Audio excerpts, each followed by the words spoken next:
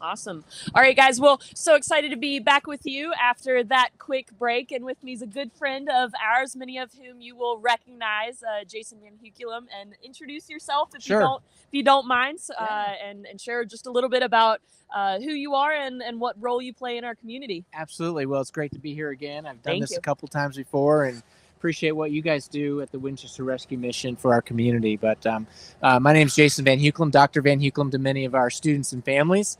Superintendent here in Winchester. Been in Mhm. Winchester now 9 years. Hard to Mm. believe.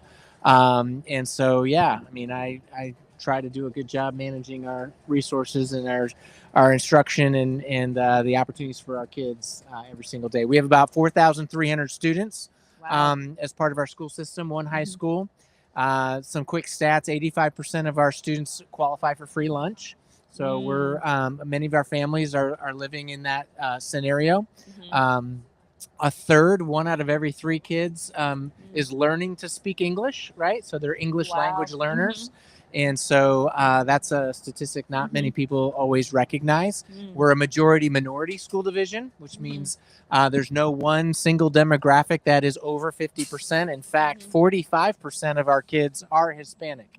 And Mm. so then we have 10% African American, about 8% multiracial. Mhm. And then the last thing I'll say is we have a growing Asian population, and that is due primarily to our Afghan refugees. Mm. And so this community over the last couple of years has resettled and helped Mhm. welcome a number of Afghan refugees. So that Asian population has gone from 1.5% to Mhm. 3.5% in just 2 years. Mhm. Wow. Well, I'm so proud. I was mentioning earlier to you that my son, he's a kindergartner at Corals Elementary School, and as a parent, I mean, sending your kid to Yeah, school can be kind of an sure. intimidating thing at first, and I don't think you get how intimidating it can be until you Right, actually send your kid there. But he has absolutely loved it. As a parent, I have loved it, and so I just appreciate so much right. of what your administration and your faculty do for our students. So many of our younger Yeah. population. You mentioned that so many of our students in the city of Winchester qualify for free lunches. Tell us a little bit about what that kind of threshold is, and what that means for those families. Sure. Yeah. So, um, about 54% of our students Mm-hmm. are directly certified with social services, which means Mm. they qualify for food stamps, Mm-hmm. or they may be on Medicaid, or they are in the foster care Mm-hmm. system, etc. Mm-hmm. And then between 54 and 85%, so that next 30%, Mm-hmm. are folks that don't qualify for food stamps but still qualify for free or reduced meals. Mm-hmm. And so many folks might refer to them as the Alice population Mm-hmm. or the working poor. Mm-hmm. And so that would be the next round there. Mm-hmm. It is important to note that every year we have approximately 200 students that qualify for what's called McKinney-Vento. Mm. McKinney-Vento is a federal program that identifies homelessness. Mm. So these are what we would call our homeless students. Now, that definition is a lot broader and Mhm. includes what we would call couch surfing, Mhm. displacement. Any family that has been displaced from their home qualifies for that, Mhm. and then requires us as a school division to continue their education despite where they live. So, for Mhm. example, if a student is enrolled in Winchester Public Schools and is displaced for any reason, and they might be in Shenandoah at the time or Frederick Mhm. County, we've gone as far as Herndon, Virginia, West Wow. Virginia, Martinsburg. Mhm. Due to the families network, they might end up all over the place. We Mhm. transport them back to Winchester Mm. so they can have some continuity with their Mhm. educational experience. Mm. I didn't realize that. That's absolutely just incredible, and I can greatly appreciate, particularly serving the adult population that we do. I can really appreciate y'all's efforts in that. One of the things, in fact, I got a text message alert, not maybe yesterday or the day prior, with the school closing, Yeah. that the families that are in the school systems who might be food insecure, Yep. you guys have city school systems has a lunch and a take home meal program. Talk a Sure. little bit about that and Sure. how that operates.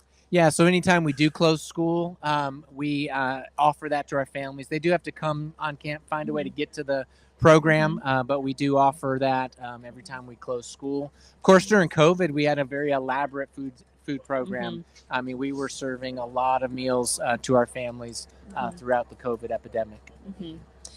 And do you, I mean, you mentioned that there's a very diverse population, both in ethnicity, socioeconomic factors. In your opinion, in your experience, are there things that we can do? You know, we talk a lot about, are there things that, you know, we as a community can do to support our, you know, Winchester Rescue Mission? Yeah. In your opinion, are there things that we can do as a community to better support, you know, our local school systems to assist these, you know, the families who are in a vulnerable situation? Well, I mean, we're fortunate, as you know, we have a lot of wonderful nonprofits in Winchester. And so, you know, while we certainly support them at the school level, our social workers who are actively involved with the families are constantly referring them for services to many of our nonprofits based on their particular needs.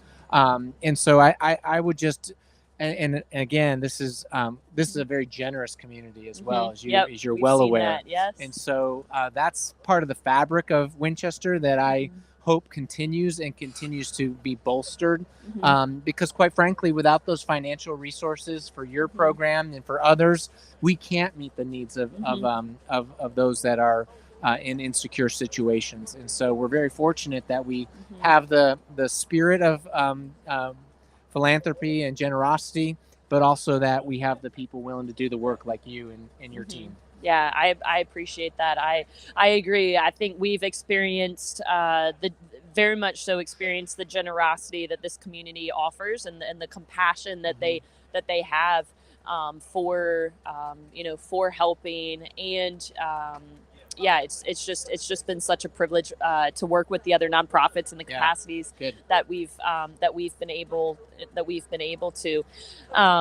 How does the school system, and this is genuinely a question out of curiosity that I'm not sure of, how does the school system keep track of, you know, students who are homeless or students who are displaced? Is it self-reporting? Is there any kind of factors or things that you guys track? Yeah, so we have dedicated people, social workers in particular, that work with our families, and it is partly self-reported, partly what you hear on the street being, you know, word of mouth essentially. And so, you know, it is rare that we don't know what's going on with a family. We're in their business when we need to be in their business, and so whether it's a self-report from a mom, dad, guardian, or student themselves, or, you know, through a friend, through a teacher, through a counselor, we typically learn pretty quickly who's in need of that. Of course, if they're displaced outside of our community, then of course they need transportation. And so that drives them to self-report so that we can get a van down to wherever they're living, whether that's Strasburg or Martinsburg or, you know, somewhere in Frederick County or whatever. So Natalie Giametta, who's our social worker in charge of that, that's one of her primary roles in our school division. And, you know, she's pretty tenacious about making sure she's all over them. So I feel pretty confident we know who needs that service, and we meet those needs. Yeah, I feel like in that position, that level, I love, tenacious. I love that word, tenacity. Yeah. I think in a role like that, that's definitely a quality that you'd have to have. No doubt. I mentioned earlier, and none of us, I mean, look at us, we're bundled up, so we know how bitterly cold it's been. And I was joking a little earlier with you about, you know, school closings and things like that, and road conditions. So I think it's quick. If I want to get a good laugh in, I go to What's Happening Winchester, right? Please. That Facebook, right? And I'm sure you guys experienced this too. I took some hits on there yesterday. Took some hits. So help me understand. I was in the community leadership program 2 years ago, and so they walked us through a little bit of like what it actually takes for schools to be closed, because that seems to be a fun hot topic these days. Let's do it. Walk me through the process of like, what do you guys take into consideration when it's closing school? Because it's not just school's closed, you know. Right. Yeah, no doubt. So first and foremost, the roads have to be safe. Yeah. So, you know, we have buses. We have 50 buses that go and pick up our kids. If we can't put the buses on the road safely, it's a no-go. we're fortunate again in the city, which is why we're able to open a lot more than our friends in Frederick County. Our folks in the city take great care of our roads. They're out and about and make sure that they're as clean as possible, as quickly as possible. And so that allows us to go to school more than our friends in the county areas. Then, of course, we have our own parking lots and our own sidewalks to make sure those are taken care of. This last time, quite frankly, the roads were pretty good because they had been salted pretty heavily prior. So, it was really hard for the snow and the ice to actually stick to the city roads. But our parking lots were a problem. And, of course, it was really cold. And so that ice was thick. And so our guys, our maintenance folks were working, and our custodians, to make sure sidewalks and parking lots were cleared and safe for people to walk into school and walk and park their car, etc. Then, of course, you also have the actual cold, which I know this week has been particularly cold. So we use National Weather Service charting to make that decision. Of course, we're never going to have school open if it's not safe. And so yesterday, I know it was super cold, and that's why I took some hits on Facebook. Even though it was a 2-hour delay, we didn't go to school till 9 o'clock.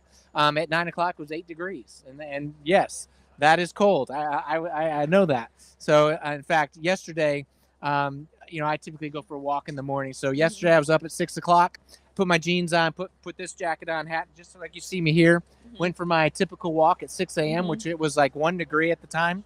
And I wanted to be able to say, I did it. I was outside for 30 minutes to 45 minutes, and yes, it was cold, but I was able to do my walk and get home. And of course, the charting and all the science behind that says it was still safe. And so I felt very comfortable, even though it was cold, to make sure we went to school with a 2-hour delay. Now, I will say there was at least one kid that was outside at a bus stop without a jacket on. And I'm like, dude, come on, help me out here. You cannot go to school with a T-shirt when it's 10 degrees out here. So, that at some level, there is some personal responsibility on the part of families, moms, dads, and kids to kind of use some common sense as they get to school. But our schools are heated. We got to get them to school. Once they're in school, we're good to go. And, for me, it's important. And I'll tell you, for a number of reasons. We talked about food insecurity. Many times our schools are the one place our kids get fed. But also they got to learn, right? And so many of our kids are behind the 8 ball, quite frankly, in their reading and their math, whether they're learning to speak English or, come to us and haven't, had that rich literary environment from the time they were 0 years old, probably like your kid and my kid. And so our kids need every second we can to get them going for reading. And we know that reading in particular is a game changer. If you are not reading at 3rd grade, you are more likely to have negative outcomes throughout the rest of your life, including prison, right? Like they literally build prisons based on the 3rd grade proficiency scores. And so that's my why. That's why it's so important that we get kids in school every single day. And it matters, quite frankly, more in our community than it might in a wealthier community. So, that's what goes through my head when I'm making those type of decisions. But safety first, always safety first. Yeah, and I, as a parent of a student who goes to Winchester City, I appreciate that. I don't envy you. I don't envy you your job because that's a tough call to make. But I do really appreciate you guys making the best judgment calls that you can and making safety a number one priority.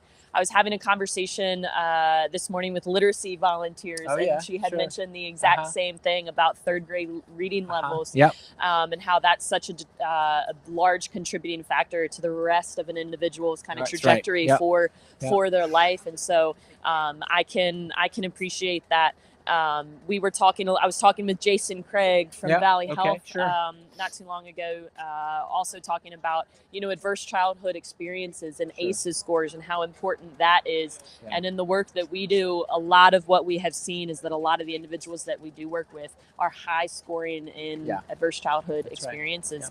And so I think I think a lot of times people would look at our conversation and be like, why the heck is Winchester Rescue Mission having a conversation with Winchester City Public Schools, right? But if we look at it as, kind of a stream, right? You guys, I feel like, are very upstream, years ahead. But the work that you guys are doing now and the intention that you're putting in, making, doing your best to make sure that our kids are safe and, our kids are reading at, reading where they need to be reading at a third grade reading level can affect 30, 20, 30, 40, 50 years down the road.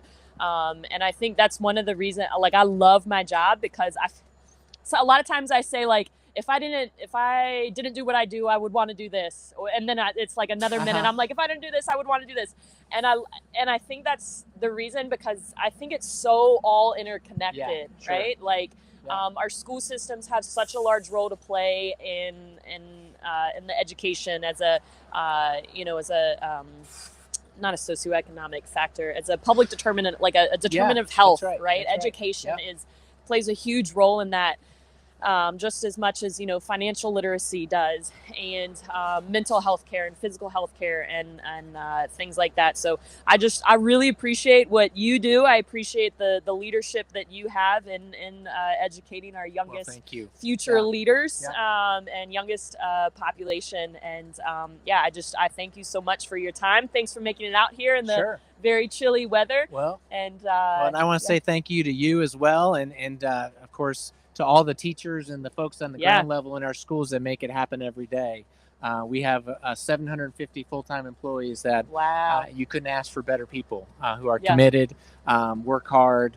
We do it without complaining, and we know the job's hard, but we go every single day and we care deeply about our kids and our families. And we're really appreciative of leaders like you that care about the rest of our community as well. And you're a beacon of light in our community, so thank you. I appreciate that, Jason, so much. Thank you, sir. Appreciate it. Best of luck. Stay warm. All right. And we'll see you around. Absolutely. We'll do it next time. Thank you, sir. Appreciate it very much.